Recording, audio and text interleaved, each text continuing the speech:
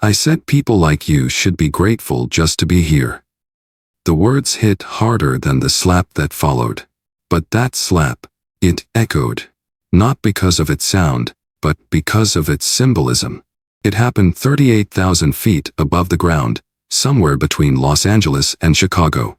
In the front of the plane, tucked behind a polished curtain and overpriced champagne, a woman had just been assaulted in first class. Not by a fellow passenger. Not by some drunken businessman. But by a flight attendant. A flight attendant who didn't know that the woman she just slapped was not just a passenger, but the majority owner of the airline. That's not the beginning of a revenge story. It's the beginning of a black story that turns an entire corporation upside down. Her name was Ariana Monroe, 35. Tech prodigy turned venture capitalist. Founder of Helix Aviation Capital. A black woman with skin like polished mahogany, a sharp jawline, and eyes that didn't blink when the world tried to shrink her. To the outside world, she looked like another hoodie-wearing seat filler, until her cheek turned red, and the cabin fell into dead silence. That moment. That single second where a white flight attendant laid her hand on a black woman in first class, that's when the reckoning began. And here's the part they didn't see coming. Ariana didn't scream. She didn't cry. She didn't yell for a manager. She walked to the cabin phone, called one number, and said 5 words. Activate protocol Skyfall. Now. What happened next wasn't just about punishment. It wasn't about public apologies or corporate spin. This was the quiet, surgical dismantling of a toxic culture, led by the very woman they underestimated. This is not just a headline. It's not just drama at 38,000 feet. This is a black story about power, perception, and the price of disrespect. And it starts with a slap. If this story has you hooked already, don't forget to hit like and stick around. Because what comes next? It's turbulence they never saw coming. If you were sitting in 2A or 3C that day, you probably wouldn't have noticed her. Ariana Monroe didn't walk onto flight 227 like someone worth 9 figures. There was no entourage. No designer handbag. No noise. She wore a soft gray hoodie, fitted black slacks, and white sneakers so clean they looked brand new. Her natural hair was pulled into a tight bun, not for style, but for function. A quiet statement of control. She carried a single leather backpack and held a tablet close to her chest as she took her seat. 1A. Window. First class. To the untrained eye, she was nobody. Maybe a last-minute upgrade. A +1. Maybe someone who had cashed in frequent flyer miles from some tech job downtown. Grace Miller, the flight attendant, certainly thought so. But Ariana Monroe was the kind of woman who made tech giants nervous and venture capitalists lose sleep. She wrote her first piece of code when she was 11. Sold her first startup before she could legally rent a car. At 27, she exited her machine learning company, Nexacore, in a deal valued at $1.2 billion. And then, she vanished. No interviews. No keynotes. No LinkedIn updates. She walked away from the spotlight and built something quieter. Smarter. She became the lead architect behind Helix Aviation Capital, a private investment firm that acquired underperforming assets in the transportation sector. That included Skylane Air, a domestic airline on the edge of bankruptcy, known for its bad service and worse headlines. Ariana didn't just invest. She took majority control, silently. She kept her name off every document the public could see. Her voice was heard only by one man, William J. Carter, managing partner at Carter & Rowe LLP, and the legal face of her empire. She believed in transformation through truth. Real evaluation required immersion, not distance. That's why she boarded that flight anonymously. No press. No pre-boarding priority. Just a billionaire in a hoodie, observing the machine she owned from the inside. But what Ariana didn't anticipate was becoming a case study herself. Because sometimes, the system you're trying to fix, it sees you not as the owner, but as the problem. That day, Ariana wasn't flying for luxury. She was flying for data. And what she got? was far more than metrics. Grace Miller had been flying for 16 years. She knew every trick passengers used to sneak oversized bags on board. She knew how to spot the nervous flyers, the difficult ones, the ones who demanded Dom Perignon like it came with a ticket. And she knew, or at least thought she did, how to read a cabin the moment she stepped inside. She didn't like surprises. And she especially didn't like what she saw in seat 1A. A young black woman, sitting quietly by the window, hoodie up, earbuds in. Not a pearl necklace. Not a power suit. No signs of pedigree. No signs of wealth. Something about it rubbed Grace the wrong way. She paused longer than she should have. Noticing. Calculating. There was no name on her internal list that matched what she saw in 1A. The name was Ariana Monroe. But no titles. No frequent flyer status. No notables. Note. Grace leaned toward her junior crew member, whispering just low enough to avoid being heard. "Keep an eye on 1A, she said, nodding subtly. "Might be a seat filler." The phrase seat filler was unofficial airline lingo for someone bumped up, given a comp ticket, or flying on someone else's status. In Grace's mind, seat 1A was supposed to be for CEOs in business suits, for old money and silver hair. She walked past Ariana twice more during boarding, checking her boarding pass again, outwardly polite, inwardly suspicious. Ariana, still reading on her tablet, noticed the subtle changes in tone, the slight over-explaining. The way Grace asked her to confirm her seat again even after she'd already done so. It was small. But Ariana had lived a life of small moments like these. Moments that, alone, could be dismissed. But stacked together over years. They built a wall. She didn't flinch. She didn't push back. She simply nodded and returned to her reading. But the seed was planted. Not by Ariana. By Grace. A seed of assumption, watered by bias. In Grace's mind, Ariana didn't belong in seat 1A. And worse, Grace was starting to believe it was her job to correct the imbalance. It's easy to ignore a glance. Harder to ignore when that glance turns into action. And this one was just getting started. The flight had leveled out at cruising altitude. The cabin lights dimmed, the hum of the engines settled into a steady rhythm, and drinks began to flow. Passengers reclined slightly, slipping into that in-between state, too tired to work, too alert to sleep. Ariana hadn't asked for much. She pressed the service button once, calmly. Grace arrived with a polished smile that never quite reached her eyes. "Yes?" she asked, her voice flat. Ariana removed one earbud. "Could I please have a warm towel? I think I missed the first round during takeoff." Grace paused. It was a simple request. One any other passenger would have gotten without hesitation. But Grace exhaled, a quiet, sharp breath of irritation, and turned on her heel without a word. She returned 3 minutes later, holding a towel with the kind of grip you'd use to hand over a parking ticket. "This time, try paying attention," she said under her breath. Ariana blinked. "Excuse me." The words weren't loud, but they carried weight. Grace didn't back down. "You've pressed that button 3 times. We have 30 other passengers up here." "That was my first request," Ariana replied, her voice controlled, but colder now. "And I believe your job is to provide service, not attitude." The words landed. A few heads nearby turned slightly, listening without trying to look like they were. Grace's face flushed red. Not just from anger, but from embarrassment.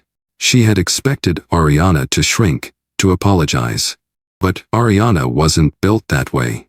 Grace leaned forward. "You don't get to speak to me that way," she hissed. "Not on this flight." And then, she did it. Open palm. Across the cheek. A sound that cracked the silence like thunder on glass.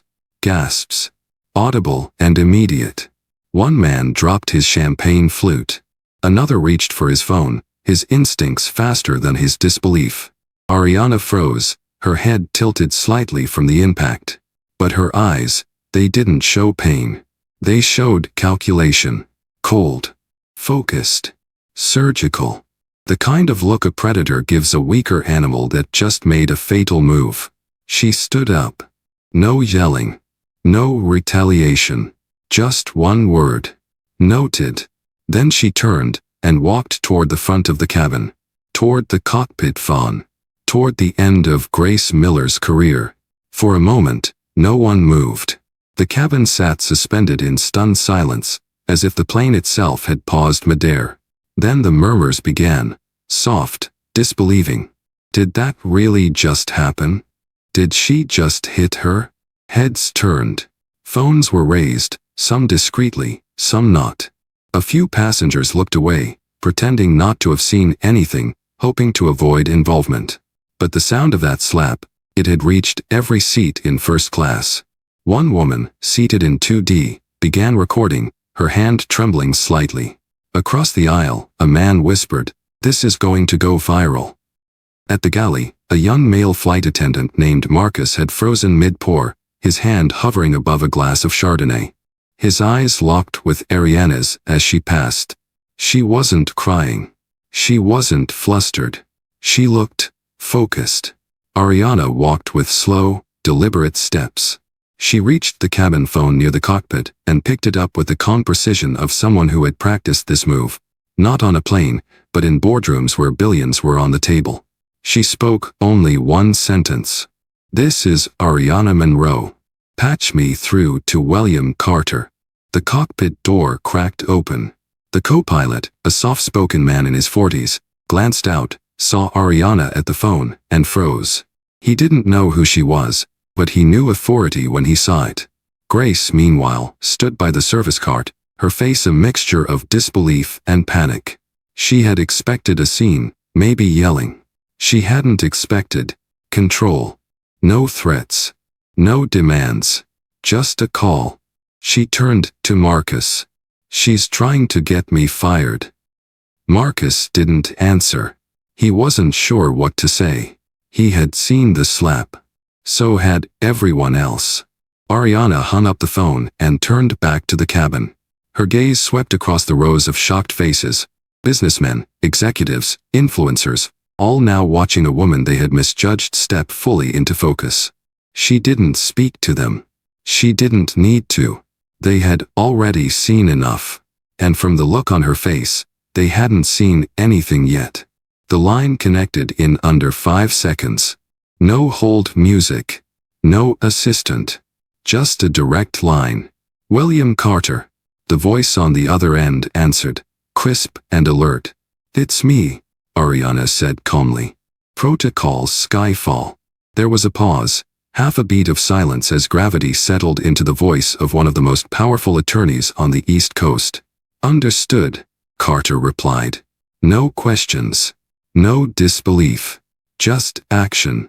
Protocol Skyfall wasn't a press release or an internal memo. It was a nuclear button. A full-scale legal maneuver designed by Ariana and Carter for one purpose: to seize operational control of any asset Helix Aviation Capital owned in the event of gross misconduct or reputational threat. It had never been used before. Until now. "I want the executive chain of command suspended within the hour," Ariana said, her voice flat. "Notify the FAA that a high-level corporate officer has been physically assaulted in flight by uniformed staff." Use those exact words. "I'll start with the board," Carter replied, already moving. "Emergency Clause 9A will freeze all major decisions. HR, PR, and legal will be locked until they report directly to us." "Good," Ariana said. "And Grace Miller. We'll have her full file reviewed. If there's history, we'll find it. Do you want this escalated to the Civil Rights Division?" "Not yet," Ariana said, eyes fixed on the cabin like a general surveying the battlefield. "Let's handle this our way. Quiet. Precise." Behind her, the cabin was still murmuring. Grace was now visibly shaken. Marcus, the junior attendant, had stopped defending her. Other crew members kept their distance. "Copy that," Carter confirmed. "I'll have the internal communication drafted for all Skylane senior staff within 30 minutes. Emergency board meeting in 2 hours. You want to lead it? No, Ariana said, her voice like steel. Let them sit in their confusion first. A soft chime echoed from the intercom. Ladies and gentlemen, this is your captain. We'll begin our descent into Chicago shortly. Ariana hung up. The flight wasn't over. But Skylane Air, at least the version they thought they ran, was already gone. And by the time those wheels hit the tarmac, the sky they operated under would never look the same again. At that exact moment, on the 32nd floor of a glass tower in downtown Chicago, Charles Whitaker was deep into a lunch meeting with investors. He was the CEO of Skylane Air. Polished, well-spoken, a master of quarterly projections and industry jargon. And he had no idea his company was imploding above the clouds. Across the table, he was mid-sentence, boasting about the airline's latest uptick in customer satisfaction scores, when his executive assistant entered the room. Her face was pale. Her tablet clutched to her chest. "Charles," she said, almost breathless. "It's urgent." He raised a brow but kept smiling at the investors. "This'll just be a second," he said, stepping aside to take the tablet. One look at the screen, and the smile disappeared. A message from Helix Aviation Capital. Red flag header. Emergency communication protocol Skyfall activated. Under it, a legal directive from Carter and Rowe, LLP. Effective immediately, all executive authority at Skylane Air is frozen pending board review. Emergency Clause 9A has been triggered by majority shareholder Ariana Monroe. Charles blinked. Ariana Monroe? The name didn't register. Then he saw the attached flight report. Incident: alleged physical assault on Ariana Monroe by Skylane crew member Grace Miller. The color drained from his face. He turned back to his assistant. "Is this real?" She nodded. "Flight 227. Just landed. Passenger is en route to corporate." She called it in midair. Charles stumbled back into the conference room. His voice cracked as he spoke. "Gentlemen, we'll have to reschedule." The investors stared, confused. Charles didn't wait for questions. He was already dialing his legal team, then PR, then HR. Every call came back with more bad news. The internal system was locked. Carter's team had restricted access. IT had been instructed to log every communication. Within minutes, the executive staff's email access was revoked. The COO couldn't log into scheduling. The VP of communications was cut off from media channels. And Charles? He was still trying to figure out who Ariana Monroe even was. But he was about to find out. Not through a meeting. Not through a scheduled introduction. But through a full-scale corporate shutdown. The kind that starts with a slap and ends with the CEO watching his empire unravel from the inside. By 4 p.m., every senior executive at Skylane Air had been summoned to a mandatory emergency video call. No one knew exactly what it was about. There were rumors.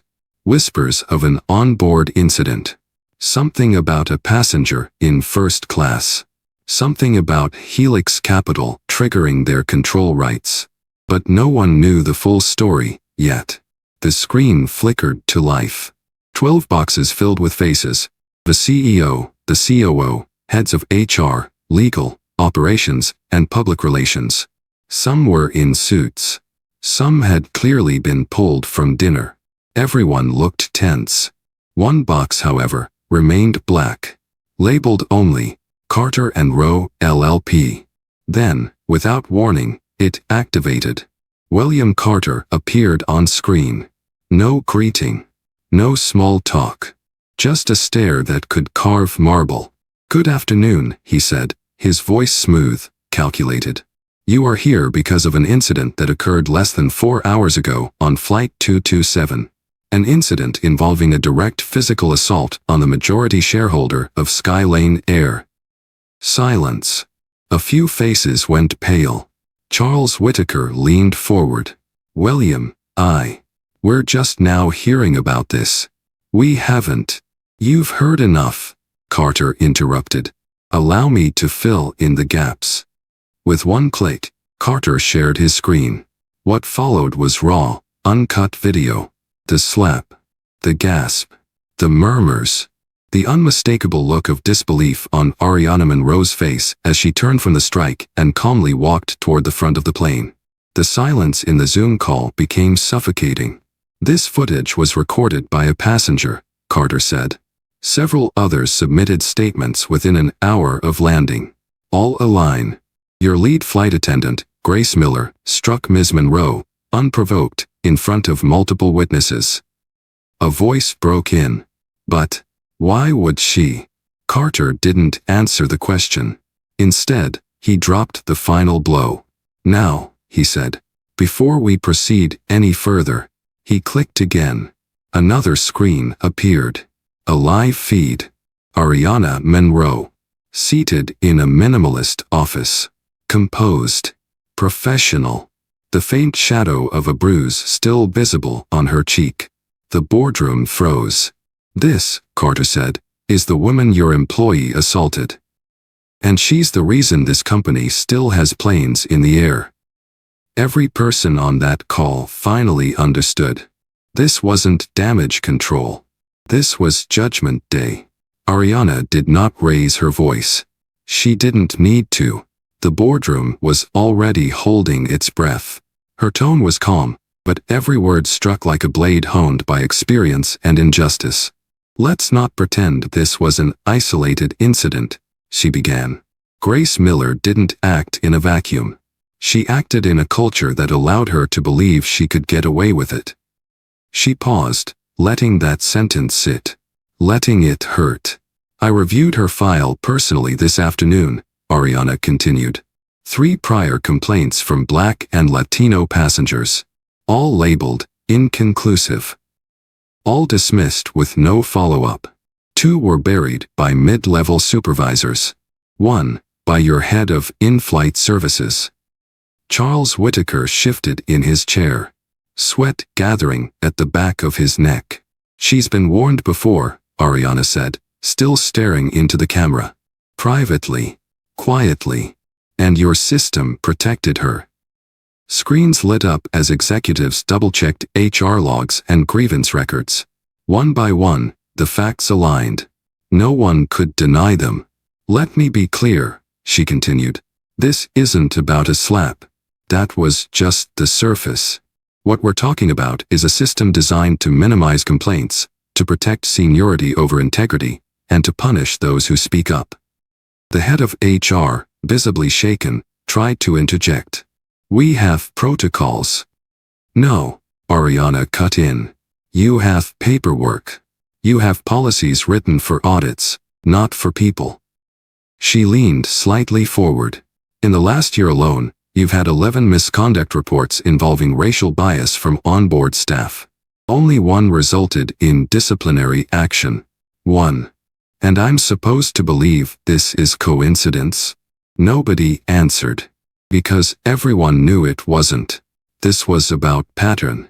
About permission. About what happens when silence is cheaper than justice. "I built Helix to fix broken systems," Ariana said. Skylane Air was supposed to be one of them. But now I see, we didn't just buy a broken company. We bought its rot. That line landed harder than any headline could. And as the call continued, Ariana wasn't just pointing fingers. She was pulling the entire foundation apart, brick by brick. Because what got her slapped wasn't her attitude. It was her existence. And that she was never going to let slide. By the following morning, Grace Miller's termination was public. The press release was short, direct, and unapologetically clear. Following a verified incident of physical assault against a passenger, flight attendant Grace Miller has been terminated for gross misconduct, with all benefits forfeited under Skylane's conduct clause. But that was just the beginning. Ariana wasn't interested in symbols. She wanted systems. So she started where the damage had started, inside. Within 72 hours, Helix Aviation Capital appointed a new chief culture officer, Dr. Lena Price, a former federal mediator and expert on bias in corporate environments. Her mission was simple: dismantle the silence that protected discrimination. Under Ariana's orders, Skylane launched the Mirror Initiative, a full-scale internal reform that touched every department. Every employee, from pilots to desk agents, was now required to undergo new equity and ethics training. Not the standard check-the-box slideshow, but immersive simulations, in-person dialogues, and real-world accountability reviews. The slap was part of the case study. They watched it. They analyzed it. Not to shame, but to understand. Why no one stopped it. Why it was allowed to happen. And why silence had become standard procedure. Ariana also introduced a new protection policy called the Clear Skies Protocol. It guaranteed any employee who reported abuse, bias, or retaliation would be routed to a third-party committee, outside of their chain of command. Reports were reviewed independently, anonymously, and fast. The change was immediate. Within days, employees began speaking up about subtle microaggressions, about managers who dismissed complaints, about long-ignored patterns. For the first time, they believed someone was actually listening. And Ariana made sure of that. She met with team leads personally. Not through email. Not through PR. But face-to-face. She listened. She asked questions. And she made sure that from now on, first class wouldn't just mean leather seats and champagne. It would mean accountability, dignity, safety, and respect. Ariana didn't just fire a bad employee. She rewrote the DNA of the airline. Not because of revenge, but because she knew what it meant to walk into a room where people had already decided who you were. And she refused to let that continue, not at 38,000 feet, not at ground level, not ever again. 3 months later, Ariana Monroe boarded another Skylane flight. This time, it was from Atlanta to Seattle, a mid-morning leg with light traffic in the skies. She wore the same soft gray hoodie, the same clean white sneakers. Nothing had changed about her style, but everything else had. She was greeted at the gate not by executives, not by handlers, but by a young gate agent with a warm, natural smile. "Good morning, Ms. Monroe," he said. "Welcome aboard. We're honored to have you with us today." No fanfare, just respect. Inside the aircraft, Seat 1A was waiting. Clean. Quiet. Perfect. She sat down, powered on her tablet, and glanced out the window. The engines hadn't started yet, but the transformation already had. A new crew passed through the aisle. Collected. Confident in a way that didn't come from fear, but from training, from clarity, from purpose. A few minutes in, a flight attendant approached. "Ja. Sharp. Name tag. Tiana Ramirez. Welcome aboard, Ms. Monroe," she said gently. "Can I offer you a pre-departure drink? Sparkling water with lemon, perhaps?" Ariana looked up, surprised. Tiana smiled. "I read your preference on file. I hope that's okay." Ariana chuckled, just a little. "That's perfect. Thank you." As Tiana walked away, Ariana scanned the cabin. It wasn't about decor or amenities. It was in the tone, the rhythm, the way passengers were seen, not scanned, HUD, not handled. The DNA had changed. She had felt it the moment she stepped on. A crew that wasn't just following rules, they understood the why behind them. The kind of change that couldn't be bought with bonuses or imposed by policy alone. It had to be built. Brick by brick. Person by person. Tiana returned with the drink, placing it gently on the coaster. "If there's anything that makes you feel unsafe or overlooked, please don't hesitate to tell me. That's part of our job now." Her words were simple, but they meant everything. Ariana smiled. Not out of pride. Not from power. But from recognition. Because for the first time in a long time, she wasn't just the owner of an airline. She was a passenger. And she felt safe. There's something about flying that makes people reveal who they really are. Maybe it's the altitude. The illusion of importance that comes with boarding ahead of someone else. Maybe it's the way people believe a ticket price buys them more than just space, but power. But in truth, a seat number doesn't make you more human, and skin color never made anyone less. What happened to Ariana Monroe wasn't just about a slap in first class. It was about the quiet assumptions that live inside systems, inside people. Unchecked, unspoken but always present. Grace Miller didn't see Ariana as a CEO. She didn't see her as an owner, a founder, a leader. She didn't see her at all. She saw what she wanted to see. A young black woman in a hoodie, in seat 1A. And she made a decision that cost her everything. This story isn't just about justice. It's about clarity. Because when someone tells you, through their actions or their silence, who they think you are, you have a choice. You can let it define you. Or you can define the moment. Ariana didn't respond with rage. She responded with structure, with precision, with systems that exposed rot and rebuilt integrity. She didn't destroy Skylane. She rebuilt it. Not because of ego, but because she refused to accept that skin or status should ever determine worth. That's the core of this black story. One woman's refusal to be silent. One company forced to confront its reflection. And now, one industry watching what true accountability looks like at 38,000 feet. So the next time you see someone in a seat you think they don't belong in, pause. Ask yourself, is it the seat that bothers you? Or what you assume about the person in it? Because here's the truth. You never really know who's sitting next to you. You never really know who owns the sky. If this story moved you, inspired you, or made you think twice, share it. Leave a comment below. Have you ever been underestimated? Judged too soon? Let's talk about it. Because conversations like this, they change more than companies. They change people. And sometimes, that's where the real takeoff begins.